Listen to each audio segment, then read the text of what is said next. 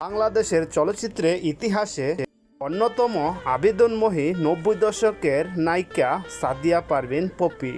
বাংলা সিনেমার জনপ্রিয় অভিনেত্রীর নাম হয়েছে সাদিয়া পারভিন পপি। আজকের এই ভিডিওতে বন্ধুরা সাদিয়া পারভিন পপির অজানা তথ্য আমি আপনাদের সামনে তুলে ধরব। পপির আসল নাম সাদিয়া পারভিন পপি, যাকে বাংলা চলচ্চিত্রে পপি নামে পরিচিত। জন্ম পপির 10 সেপ্টেম্বর 1979 সালে জন্মগ্রহণ করেন এই সে নায়িকা পপি। খুলনা জেলায় জন্মগ্রহণ করেন এই সে বাংলা সিনেমার জনপ্রিয় নায়িকা সাদিয়া পারভিন পপি। পপির শৈশব কাটে খুলনা তার দাদার বাড়িতে। পপির ভাই বোন 6 জন। 6 ভাই বোনের মধ্যে পপি ছিলেন বড়। জাতীয়তা পপির বাংলাদেশ, ধর্ম মুসলিম।